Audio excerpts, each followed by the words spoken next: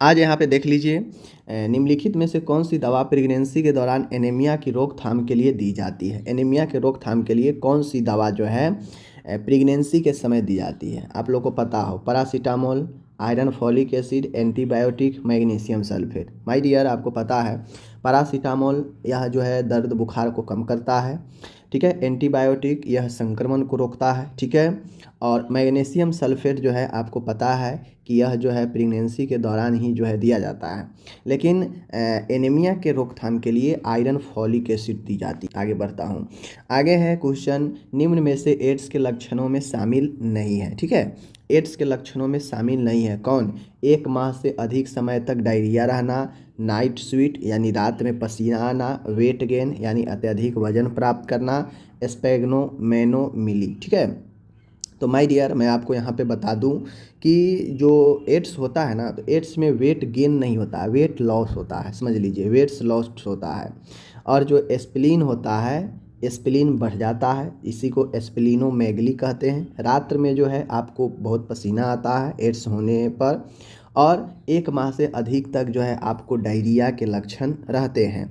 तो ये सब आपको रहते हैं, लेकिन वेट गेन वाला गलत है। ओके, आगे बढ़ता हूँ।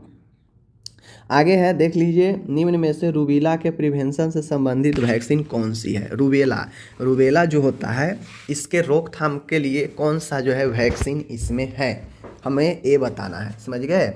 तो माय डियर, इसका राइट आंसर जो होगा कौन सा होगा, तो आपको एक चीज़ पता होना चाहिए। रूबेला के लिए आईपीवी तो हो गया, पोलियो के लिए पेंटावायलेंट है जिस 5 बीमारियों से बचाता है, डीपीटी जिसमें डीपीटी के है, और एमएमआर आपको पता होगा, मम्प्स, मिजल्स, रूबेला, समझ गए। तो रूबेला के लिए एमएमआर ऑप्शन डी राइट है। आगे बढ़ते हैं। यहाँ पे हम लोग, इंडिया किस ईयर में पोलियो फ्री जो है डिक्लेयर किया गया था, समझ गए। अब देखिए, इसी क्वेश्चन को कैसे घुमा के पूछता है, कैसे जो है बड़ा जो है लिख देगा, कहेगा पोलियो फ्री जो है इंडिया में डिक्लेयर किया गया किस सन में जो है भारत को पोलियो मुक्त जो है घोषित किया गया, ऐसे करके लिख देता है एग्जाम में, समझ रहे हैं। तो देखिए 2012, 2013, 2014, 2015, तो इंडिया को पोलियो फ्री जो है घोषित किया गया वो अपन ऑप्शन नंबर जो है सी 2014, ठीक है। आगे यहाँ पे बढ़ रहे हैं हम लोग। HIV संक्रमण निम्नलिखित में से किस तरीके से हो सकता है, मतलब जो HIV होता है वह किस तरीके से जो है संक्रमण फैल सकता है। मल मुख के द्वारा, ड्रॉपलेट के द्वारा, अनप्रोटेक्टेड सेक्सुअल इंटरकोर्स के द्वारा, पैथोजन के घाव में प्रवेश द्वारा। तो माय डियर, आपको मैं बता दूं, ये जो फीकल ओरल रूट है इससे आपका जो है डाइजेस्टिव सिस्टम वाला बीमारी ज़्यादातर होता है, समझ गए। जैसे आपका पोलियो हो गया, जैसे आपका जो है हेपेटाइटिस हो गया, ये सब इससे होता है, समझ गए। बिंदुक संक्रमण से जैसे इनहेल वाला बीमारी होता है, जैसे आपका हो गया टीबी हो गया, समझ गए। टीबी प्रमुख होता है ड्रॉपलेट संक्रमण के लिए, समझ लीजिए। और अनप्रोटेक्टेड सेक्सुअल इंटरकोर्स, असुरक्षित यौन संबंध बनाने से HIV सबसे ज़्यादा जो है खतरा होता है अनप्रोटेक्टेड सेक्सुअल रिलेशन बनाने से, समझ गए। और ये जो पैथोजन के घाव में प्रवेश करेगा तो यह टिटनस करता है, ठीक है, टिटनस। ओके, आगे बढ़ते हैं।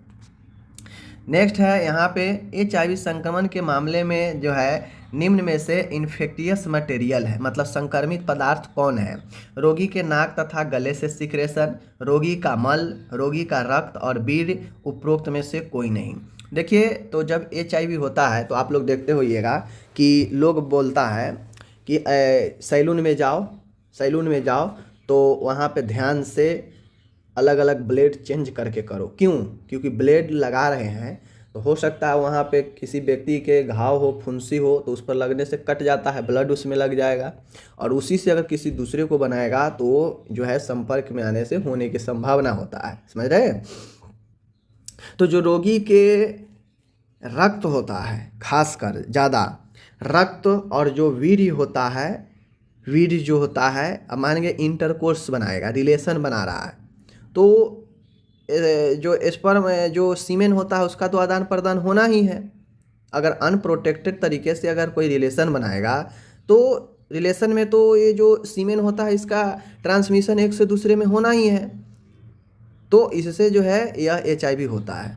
तो ब्लड और सीमेन काफ़ी महत्वपूर्ण होता है मटेरियल। ओके, नेक्स्ट है मल्टी ड्रग रेजिस्टेंस ट्यूबरक्लोसिस के इलाज की अवधि कितने हैं? एमडीआरटी के इलाज की अवधि कितनी होती है? Multi drug resistant, multi drug मतलब इसमें अनेक प्रकार के दवाई चलता है, ठीक है, ट्यूबरक्लोसिस को रोकने के लिए। इसकी अवधि कितनी होती है? कम से कम 6 से 8 माह, ठीक है, कम से कम 12 माह, कम से कम 20 से 24 माह, कम से कम 24 से 27 माह। क्या होता है इसको आपको जो है यहाँ पे बताना है, ठीक है। तो इसका right answer option number D, कम से कम 24 से 27 माह, ठीक है। अब 24 से 27 माह कैसे? तो 18 माह और इसमें 6 से 9 जो होता है, इसको अगर 24 और इससे जोड़िएगा तो ये 27, 24 से 27, ठीक है। सिफिलिस क्या है माय डियर? सिफिलिस के बारे में पूछ रहा है कि सिफिलिस जो है क्या, ये बताइए।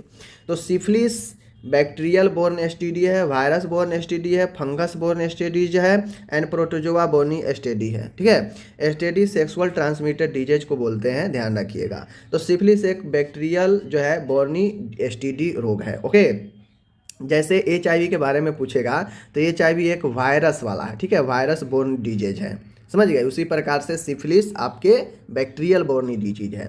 निम्न में से हाइपरटेंशन की रोकथाम का उपाय नहीं है, यानी उच्च रक्तचाप के रोकथाम का उपाय नहीं है। इनमें से कौन उपाय नहीं है जिससे हम रोकथाम नहीं कर सकते हैं हाइपरटेंशन का?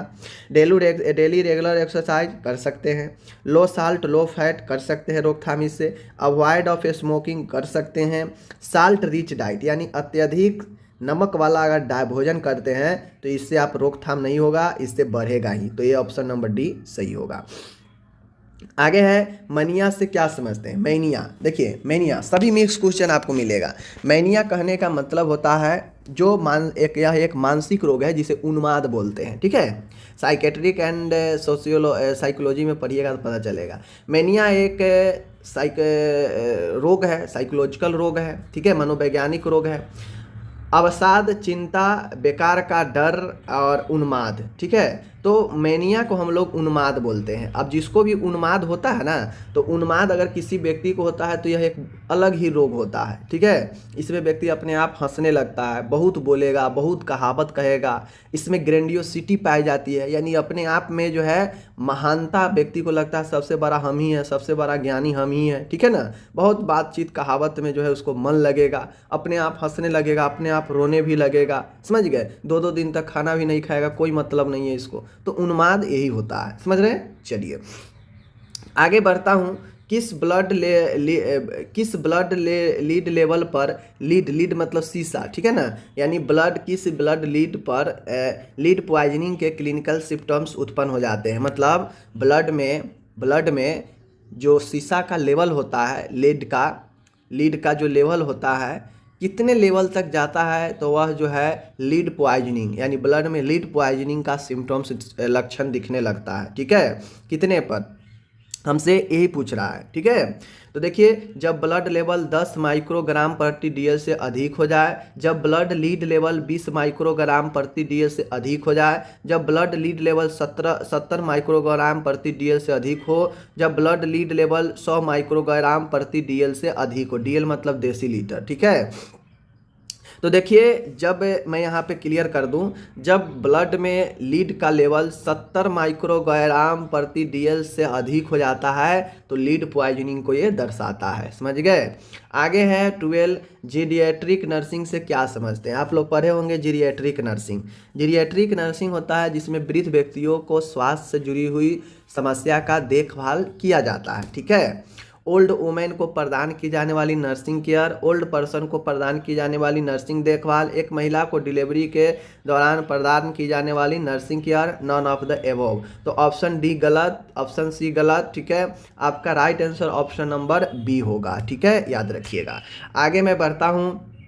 नेक्स्ट क्वेश्चन है, निम्न में से साइकोएक्टिव सबस्टांस यूज डिसऑर्डर का कॉजेटिव फैक्टर क्या है? कहने का मतलब है साइकोएक्टिव मतलब ऐसा जो मादक पदार्थ होता है, उसके अगर यूज करते हैं तो उसका डिसऑर्डर कौन सा होता है, उसका कारण क्या बनता है? Comorbid personality disorder, poor impulse control, childhood trauma and all of the above. क्या इसका राइट आंसर होगा? तो माय डियर, मैं यहाँ पे आपको क्लियर कर दूँ कि अगर कोई साइको एक्टिव सब्सटेंस का यूज कर रहा है या यूज करेगा तो उसके अंदर जो डिसऑर्डर होगा वह कोमॉर्बिड पर्सनालिटी डिसऑर्डर हो सकता है, पुअर इम्पल्स कंट्रोल हो सकता है, चाइल्डहुड ट्रॉमा हो सकता है, ये तीनों हो सकता है। ठीक है, इसलिए ऑप्शन नंबर डी राइट है। आगे बढ़ता हूँ।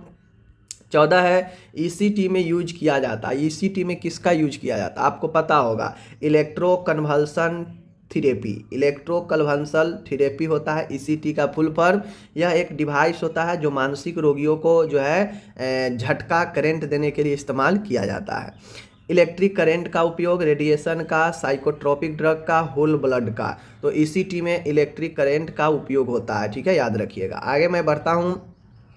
ईसीटी के दौरान इलेक्ट्रोड कहाँ पे प्लेस किए जाते हैं माय डियर, ये ईसीटी है, इससे जो है निकलता है, ठीक है, वायर इलेक्ट्रोड निकलता है और 2 इलेक्ट्रोड निकलता है जो कहाँ पे लगाया जाता है, टेम्पोरल रीजन पर, स्टर्नम के ऊपर, बट्टा के ऊपर, चेस्ट के ऊपर। तो ईसीटी का जो इलेक्ट्रोड होता है यह टेम्पोरल रीजन पे यानी ब्रेन के साइड से जो आपका टेम्पोरल रीजन होता है वहाँ पे सेट किया जाता है। आगे बढ़ता हूँ। 16 है निम्न में से कौन सी वैक्सीन जन्म के समय दी जाती है। समझ रहे हैं, जन्म के समय कौन सी वैक्सीन दी जाती है, देख लीजिए कौन सा, देख लीजिए BCG, OPV, hepatitis B, BCG, OPV, hepatitis C, BCG, OPV, pentavalent. My dear, BCG तो दिया जाता है लेकिन एक है, गलत हो जाएगा। बीसीजी, ओपीवी, पेंटावायलेंट गलत हो जाएगा, ए गलत हो जाएगा, ऑप्शन नंबर जो है अपना ए सही हो जाएगा। ठीक है, ध्यान से देखिएगा।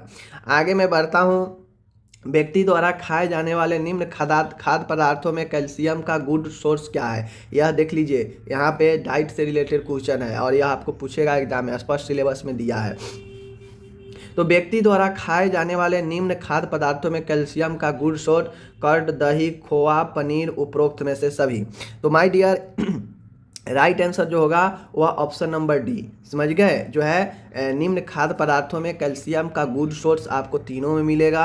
सबसे ज़्यादा अगर कहता तो वो बातें अलग होता। ठीक है, आगे मैं बढ़ता हूँ। 18 नंबर की क्वेश्चन है, घेघा नामक बीमारी किस पदार्थ की कमी से होता है, यानी किस न्यूट्रिशन के कम होने से घेंघा ग्वाइटर रोग होता है। समझ गए, iodine, vitamin C, calcium, thiamine. My dear, iodine की कमी से ग्वाइटर, विटामिन सी के कारण से आपको स्कर्वी रोग होता है, कैल्शियम सूखा रोग, हड्डी का रोग, ठीक है, ऑस्टियोपोरोसिस वगैरह हो सकता है और ये आपको ध्यान में रखना है।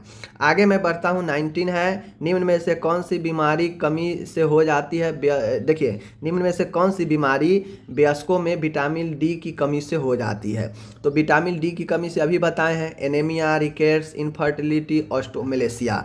तो माय डियर राइट आंसर क्या होगा, हमसे वयस्क में पूछ रहा है तो वयस्क में ऑस्टोमेलेसिया हो जाएगा। अगर बच्चों में पूछता तो रिकेट्स होता, जिसे सूखा रोग कहते हैं। ठीक है, विटामिन ई की कमी से इनफर्टिलिटी होता है, याद रखिएगा। और एनीमिया जो है आपको पता है किसके कमी से होता है। ठीक है, आगे है निम्न फूड सब्सटेंस में से विटामिन सी का सबसे अच्छा स्रोत कौन सा है। तो आपको बहुत दिनों से आप लोग ये सब पढ़ते आ रहे हैं कि विटामिन सी का गुड सोर्स कौन सा है, सबसे अच्छा स्रोत कौन सा है विटामिन सी का। ठीक है, तो माय डियर मैं यही बता रहा हूँ कि विटामिन सी का अच्छा सोर्स सोयाबीन की दाल, फिश लिवर ऑयल, आंवला, चने की दाल। तो आपको एक चीज़ पता होना चाहिए कि जो आपका विटामिन सी है यह गुड सोर्स है आंवला का। ठीक है, जितने भी खट्टे पदार्थ होते हैं, खट्टे पदार्थ में आंवला जो है महत्वपूर्ण होता है विटामिन सी के लिए।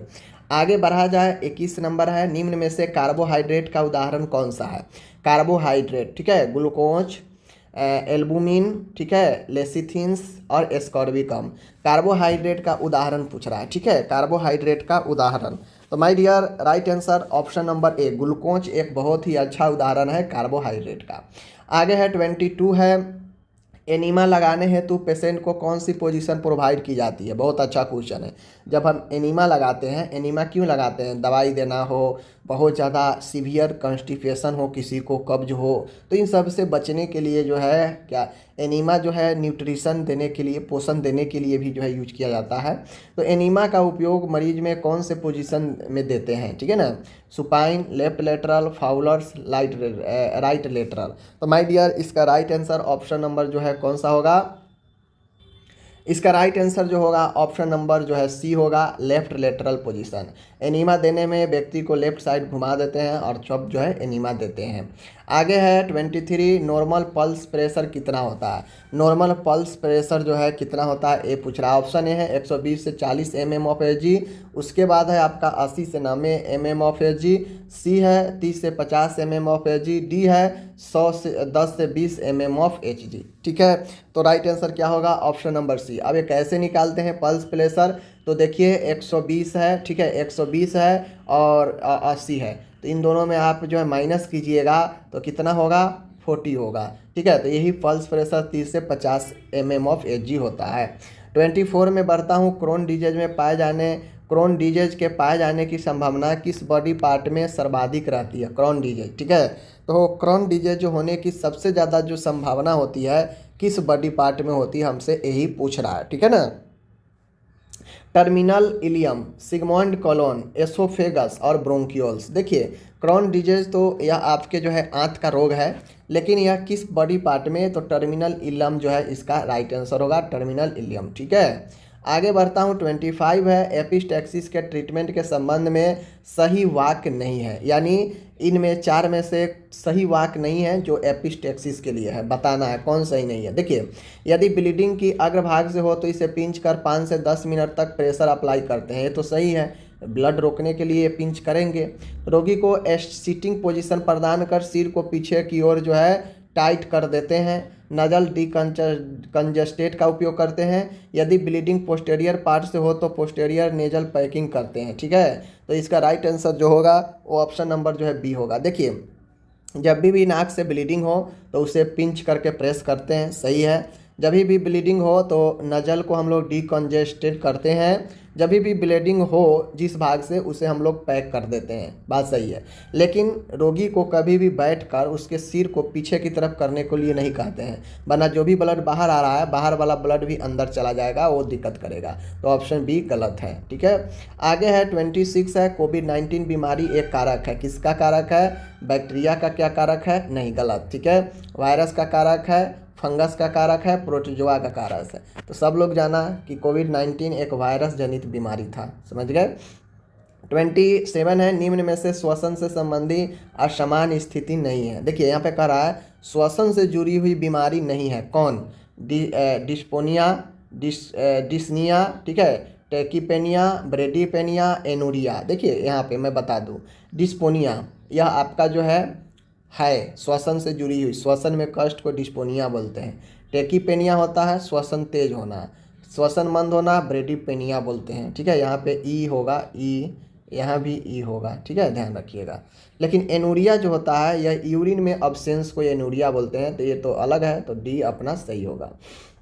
28 है, देख लीजिए, इंटेस्टाइनल ऑब्स्ट्रक्शन से क्या समझते हैं, इंटेस्टाइनल ऑब्स्ट्रक्शन से क्या समझते हैं, ये देख लीजिए यहाँ पे, इंटेस्टाइन में मौजूद खाद्य पदार्थों की आगे की ओर होने वाली गति में बाधा उत्पन्न होना है। ठीक है, क्या ये होगा, नहीं गलत। गुदा मलाशय क्षेत्र में डिलेटेड तथा टॉर्टोअस वेरिकोस वेन की जो है उपस्थिति, गलत। इंटेस्टाइन का एब्डोमिनल वाल से होते हुए अम्बिलिकस के पास से बाहर निकल जाना, गलत। ठीक है, स्टोमेक तथा डिवडिनम की म्यूकोसा में होने वाले अल्सर का निर्माण। ठीक है, देखिए इंटेस्टाइन ऑब्स्ट्रक्शन का मतलब होता है, यहाँ पे राइट आंसर ऑप्शन नंबर ए होगा।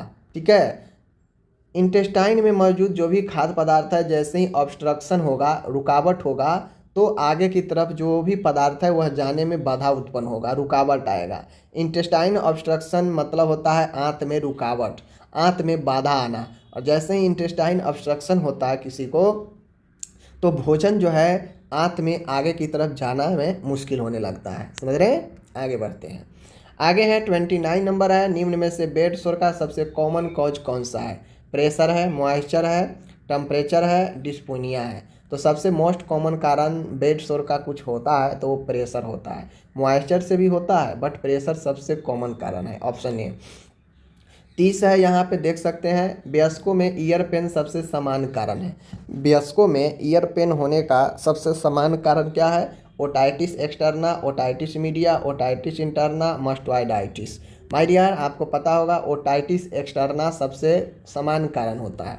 आगे बढ़ता हूँ 31 है, निम्न में से पेरिटोनियल डायलिसिस का कंट्रा इंडिकेशन नहीं है। देखिए डायलिसिस जो है दो तरह के होता है, ठीक है, पता होना चाहिए। एक हीमोडायलिसिस होता है और एक पेरिटोनियल डायलिसिस होता है। आज के समय में सबसे चर्चित जो डायलिसिस है वह अपना हेमोडायलिसिस है, ठीक है।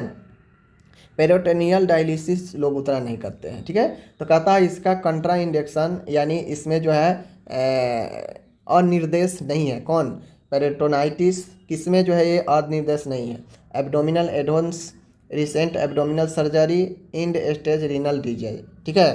तो राइट आंसर क्या होगा? Right answer option number D, ये कोई कंट्रा इंडिकेशन नहीं है, ठीक है ना।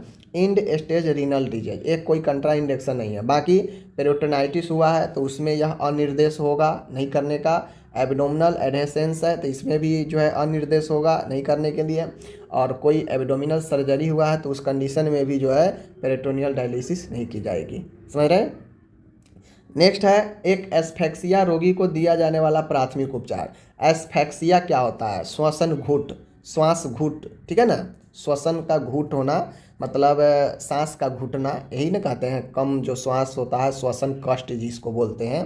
तो एस्फेक्सिया रोगी को आप फर्स्ट एड क्या देंगे? गर्दन के आसपास के कपड़ों को ढीला कर देंगे, सही बात है। एयरवे वायु मार्ग को खुला करने के लिए रोगी को ललाट को थोड़ा पीछे की ओर तथा टुड्डी को थोड़ा नीचे की ओर घुमाना, सही बात है। मुख से मुख विधि द्वारा श्वसन देना, ये भी जो है आपका सही बात है। यानी उपरोक्त सभी, किसी को अगर आपको श्वसन का कष्ट हो रहा हो, सांस लेने में दिक्कत हो रहा हो, तो इनमें से सभी तरीके आप अपना सकते हैं जिससे मरीज का श्वसन कष्ट थोड़ा सा कम हो सके।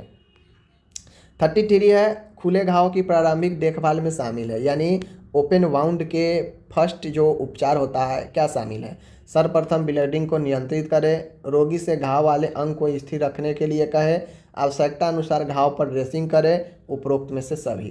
तो देख के ही लग रहा है कि फर्स्ट एड में हम लोग खुले घाव का फर्स्ट एड में हम लोग सब चीज़ करते हैं। खुले घाव कैसे होता है? डायरेक्ट किसी चीज़ के संपर्क में आने से कट फट जाता है तो ब्लीडिंग होने लगेगा, तो ब्लीडिंग को नियंत्रण करेंगे, समझ गए। जहाँ भी कट फट गया हो उसको नियंत्रण स्थिर रखने के लिए बोलेंगे, ड्रेसिंग करेंगे, इसलिए ऑप्शन डी अपना सही है। 34 है निम्न में से किस डिजीज को आम बोलचाल की भाषा में आधा सीसी का दर्द भी कहते हैं? आधा सीसी का दर्द आम बोलचाल के भाषा में, समझ रहे हैं। Urticaria, migraine, asthma, abdominal distension. My dear, आम बोलचाल की भाषा में अधकपारी जिसको बोलते हैं वह आपका माइग्रेन होता है, ऑप्शन नंबर बी, समझ रहे हैं। आगे है 35 फिस्टुला टर्म से क्या समझते हैं आप? फिस्टुला समझ गए, बहुत अच्छा है। अपर्याप्त रक्त आपूर्ति, गलत। दो ब्लड ऑर्गेन के बीच एबनॉर्मल कम्युनिकेशन, किसी ऑर्गेन का एबनॉर्मल प्रोटर्जन, किसी ऑर्गेन के सिरे पर ब्लिंड एंड की उपस्थिति, ठीक है। तो हमसे ये पूछ रहा है, देखिए होता क्या है फिस्टुला, मैं बता देता हूँ। फिस्टुला में होता यह है कि जैसे एक पाइप ए है, इधर से पाइप ए है, एक पाइप से जो है एक पाइप का रास्ता इधर है, लेकिन होता यह है फिस्टुला में क्या कि फिस्टुला में एक नली नुमा संरचना बन जाता है। जैसे ए इसका डायरेक्शन इधर का है, इस नली का, और इसका डायरेक्शन इधर है, लेकिन होगा ये कि ए डायरेक्शन धीरे धीरे जगह बनाते बनाते इसके साथ जुड़ जाएगा, इसके साथ जो है कनेक्शन कर लेगा, ठीक है। तो ये इसका कनेक्शन अब इसके साथ हो गया, समझ गए। तो ये जो जंक्शन है यही फिस्टुला कहता है, जहाँ पे एक और दूसरा नली जुड़ता है आपस में, वही फिस्टुला होता है, समझ गए। जिसमें यह जो है आपको क्या होता है, दो ऑर्गेन एबनॉर्मल कम्युनिकेशन करने लगता है वहाँ पे, समझ गए। 36 है मानव शरीर की सबसे बड़ी ग्रंथि कौन सी है? आपको पता है, सबको पता है, बता दीजिए इसमें कौन है। आगे बढ़ता हूँ 37 है एएम से आप क्या समझते हैं? हमसे पूछ रहा है एएम से क्या समझते हैं? दोपहर पूर्व, यदि आपातकाल में आवश्यक हो, कल सुबह, आज रात। तो यह जो है एक देने हैं, एब्रीविएशन है, आप लोग बताइए क्या होगा, ये सब आसान है। आगे है सबक्यूटेनियस इंजेक्शन कितने डिग्री के एंगल पर लगाया जाता है, यानी एससी जो होता है कितने डिग्री के एंगल पर हम लोग लगाते हैं, ठीक है ना। 360 degree, 60 degree, 15 degree and 45 degree. तो माय डियर जो सबक्यूटेनियस का होता है वह आपका 45 डिग्री, समझ रहे हैं। आगे बढ़ता हूँ 39 है लीवर में कार्बोहाइड्रेट किस रूप में संग्रहित होता है? जो लीवर है उसमें कार्बोहाइड्रेट किस रूप में जो है कलेक्ट स्टोर होता है, समझ रहे हैं। तो राइट आंसर क्या होगा, ग्लूकोज नहीं होगा। आगे बढ़ता हूँ, सुक्रोज भी नहीं होगा, गलेक्टोज भी नहीं होगा, ग्लाइकोजन। तो कार्बोहाइड्रेट लीवर में ग्लाइकोजन के रूप में स्टोर होता है, याद रखिएगा।